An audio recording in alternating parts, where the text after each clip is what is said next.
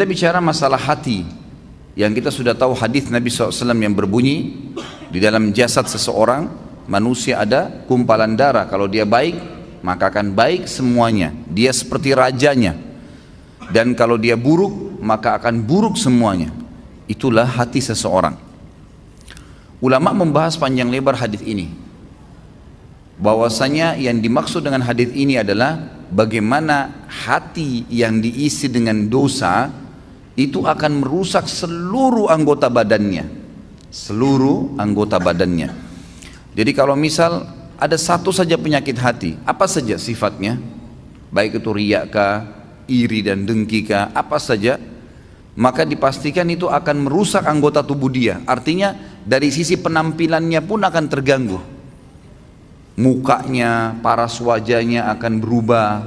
Orang yang biasa iri dan dengki, wajahnya beda dengan orang yang hatinya nggak ada penyakit iri dan dengki. Beda. Memang ada cahaya-cahaya keimanan di situ di wajahnya. Tentu ini bahasanya besar kalau saya ingin bahas juga hubungkan dengan masalah ibadah.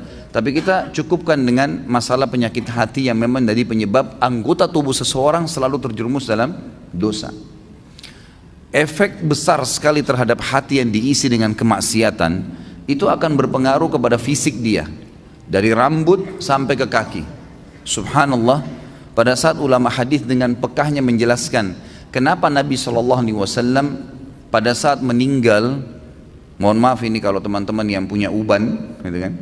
Tapi kita bicara tentang Nabi SAW. Nabi SAW waktu meninggal tidak memiliki uban kecuali 3 lembar. Umurnya 63 tahun. Ini mungkin kalau orang cuma baca sepintas, oh Nabi SAW memang tidak ada ubannya. Tidak ada sesuatu yang penting bagi dia kalau dia tidak kaji lebih dalam. Tapi kalau kita kaji lebih dalam sebagaimana sebagian ulama hadis, mereka mengatakan apa sebabnya Nabi SAW tidak memiliki uban kecuali 3 lembar di umur 63 tahun. Sementara banyak manusia umur 30 tahun, 40 tahun sudah ubanan. Dan secara ilmiah terbukti uban itu datang karena banyaknya beban pikiran. Kalau tidak, maka ada kesalahan teknis dari penggunaan zat-zat ilmiah di rambutnya. Itu mungkin. Jadi kalau kayak sekarang gonta-ganti sampo mungkin,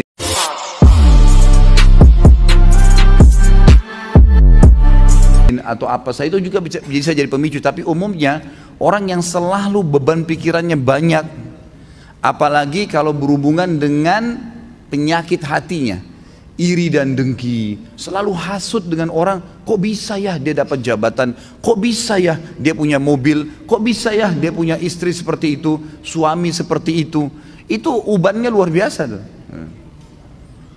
Mohon maaf kalau yang punya uban ya. Saya bukan menyinggung.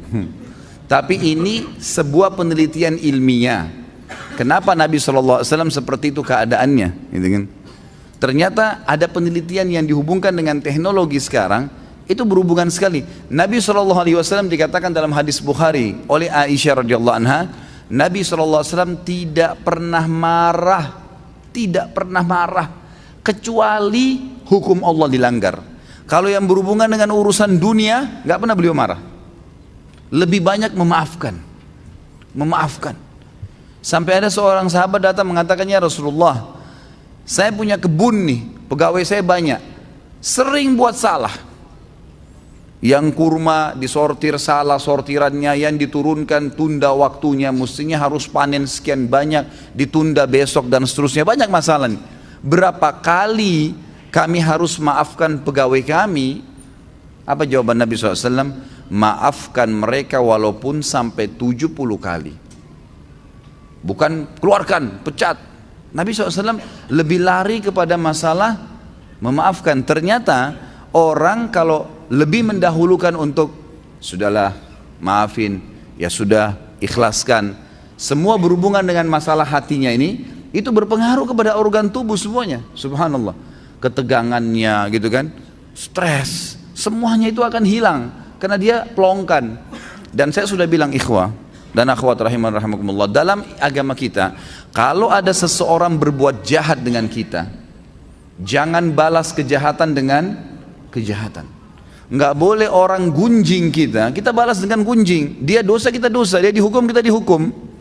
Sementara saya sudah bahasakan sering di pertemuan kita, dosa itu pasti punya efek jera yang besar. Kalau kita mencuri 1.000.000, hukumannya bukan Allah akan ambil 1.000.000 dari kita, tapi Allah akan buat kita masuk rumah sakit dibiayai 100 juta. Efek jera dari 1 juta yang dicuri. Sejam berbuat zina, Allah bisa menghukum dia dengan sebulan sakit. Mungkin dia sempat menendang seseorang karena dianggap dia punya power, atau seekor kucing yang jalan di jalanan karena menganggap iseng, kucing itu nggak ada apa-apanya, nggak bisa melawan saya, ditendang. Pastikan efek jerahnya, satu waktu dia jalan dengan sepatu bagus, jalanannya bagus, kakinya keseleo, 2 minggu sakit. Efek jerah dosa itu besar, gitu kan?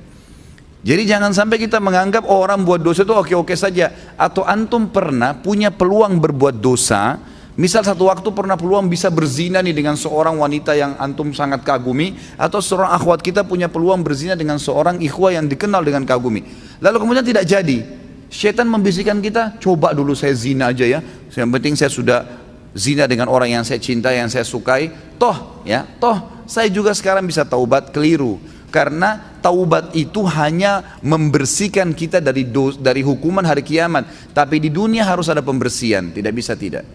Tidak ada dosa yang tidak punya efek jerah. Mesti ada. Sekecil apapun. Tentu efek jerahnya itu sesuai dengan kadar perbuatan, tapi lebih berat daripada perbuatan dia. Dosa seperti segelas racun. 1 gelas racun ini sebenarnya secara medis bisa diobati dengan susu. Karena susu minuman yang steril, bisa mengobati racun yang masuk dalam tubuh. Tapi pertanyaannya, apakah 1 gelas racun bisa diobati dengan 1 gelas susu? Jawabannya tidak mungkin. Mungkin membutuhkan sampai 1000 gelas susu. Artinya efek jerahnya besar. Efek jerahnya besar. Maka kata kunci dalam hati seseorang. Makanya kata para ulama, bisikan syaitan agar seseorang terjerumus dalam dosa dimulai dalam hatinya. Selalu hati yang terbisik, bukan di kuping kita, bukan di luar, di dalam hati. Tuh lihat tuh begitu tuh coba aja, tuh nggak apa-apa. Dalam hati bisikannya. Dan kalau kita tahan juga dalam hati, maka tidak akan ada masalah. Jadi hati ini memang betul-betul raja nih, kata para ulama. Nabi SAW pernah kedatangan seorang laki-laki dalam hadis Bukhari, ya Rasulullah, wasiatkan saya. Nabi SAW tahu orang ini emosional. Kata Nabi, jangan kamu marah. Marah itu penyakit hati loh ya, di hati. Tapi dia teraplikasikan nanti dengan gerakan tangan, ekspresi wajah, tapi dia dari hati tuh. Nabi SAW ingatkan, jangan kau marah, hatimu tidak boleh. Apalagi ya Rasulullah, jangan kamu marah. Apalagi ya Rasulullah, jangan kamu marah. Nabi SAW kata para ulama hadis, seringkali memberikan nasihat sahabat sesuai dengan keadaan yang sedang dihadapi oleh orang itu. Jadi makanya kita pun sebagai umat Nabi SAW tidak mengambil hukum spontan dari sebuah hadis, karena itu per kasus di zaman Nabi SAW, gitu kan? Jadi bisa saja sahabat ini pernah seperti ada sahabat yang datang mengatakan, ya Rasulullah, anak muda nih, dalam hadis Bukhari juga, saya siap tinggalkan semua dosa, semua yang Allah larang saya tinggalkan, semua yang Anda larang saya tinggalkan, kecuali satu, izinkan saya berzina. Ini kasus lain lagi. Kata Nabi SAW, apa kau ridha kalau ibumu dizinai? Dia bilang tidak. Saudarimu? Tidak. Istrimu? Tidak. Tantemu? Tidak. Anakmu? Tidak. Lalu kenapa kau ridha untuk dilakukan pada orang lain? Di sini Nabi SAW mengobati keadaan para sahabat yang sedang bertanya sesuai dengan kasus yang sedang dihadapin, gitu kan? Ini poin lainnya. Kita kembali kepada poin bahasan kita. Bagaimana Nabi SAW tidak tadi sampai beruban, kecuali hanya 3 lembar di umur 63 tahun, karena luar biasa dalam pengontrolan hati beliau. Tidak mudah marah, kecuali hukum Allah. Lebih banyak memaafkan, gitu kan? Dan saya sudah bilang tadi, ikhwan dan akhwat sekalian, ingat, jangan keburukan dibalas dengan keburukan. Orang fitnah, biarin dia fitnah sampai dia capek. Jangan dibalas dengan fitnah. Lalu apa yang saya harus lakukan, Ustadz? Maafkan. Masa sih Ustadz? Maafkan. Enak benar dia Ustadz? Maafkan. Nggak ada kata lain, jawabannya cuma itu. Maafin. Baik.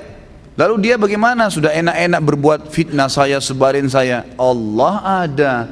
Allah subhanahu wa ta'ala itu kita yakini sebagai orang beriman, Sami', maha mendengar, Basir, maha melihat, Alim, maha mengetahui. Gak usah khawatir, hukum yang telah Allah turunkan, setiap orang yang berbuat dosa pada Allah, dia kalau tobat Allah ampuni. Tapi kalau dosa berhubungan dengan hak makhluk, manusia, maka dia harus tobat kepada Allah dan meminta maaf kepada manusia yang dia buat salah, gunjing, fitnah, mencuri, merusak nama baik. Jadi kalau kita begitu difitnah, langsung awalnya kita maafin, udah deh saya maafin. Allah mengatakan wal afina anin nas, hati kita steril kembali tuh. Kita mendapatkan pahala karena menjalankan perintah Allah dan Rasulnya, gitu kan? Dan dia selama dia dalam hukum Allah yang kita yakini, dia selama tidak minta maaf dengan kita, hukuman Allah tetap datang pada dia. Gak usah khawatir, gitu kan? Apa yang kita mesti khawatirkan? Toh dia akan dihukum sama Allah kok. Orang tadi yang menendang kucing dengan menganggap oh kucing ini gak bisa buat apa-apa, pasti Allah SWT datangkan hukumannya. Jadi kalau antum tiba-tiba jalan baik-baik saja, sepatunya baru, jalannya bagus, tiba-tiba keseleo, coba muhasabah tuh. Biasanya kata ulama, Allah subhanahu wa ta'ala pada saat mendatangkan sebuah hukuman kepada seorang hamba, itu Allah lintaskan di benak dia dosa yang dia lakukan. Subhanallah. Misal ada orang tadi keselio, pada saat dia keselio, aduh sakit, itu terlintas pada saat itu atau beberapa saat setelah itu, apa yang menjadi penyebab dia keselio? Kalau dia jeli dia bisa tangkap tuh. Oh ternyata dulu pernah ada orang yang saya tendang nih, pernah mencuri sepatu, pernah apalah gitu kan, pelaku-pelaku yang dilakukan, maka datang hukuman tersebut. Orang kalau masuk rumah sakit tiba-tiba kemudian dirawat di rumah sakit selama 3 hari harus dirawat, demam berdarah atau penyakit apa saja ya. Kemudian dia pada saat sakit pastikan kalau dia peka, kalau dia kembali kepada Allah, dia bermuhasabah, ya Allah ini apa penyebab dosa saya bertobat sama kamu kalau seandainya ada perbuatan salah, itu pasti terlintas di benaknya apa penyebabnya tuh. Misal tiba-tiba dia teringat, oh dulu pernah dia minum khamar, oh dulu pernah dia buat sesuatu yang haram, terlintas tuh istighfar kepada Allah, gitu kan. Seperti itu. Jadi hati memang betul-betul dikatakan sini mahkota.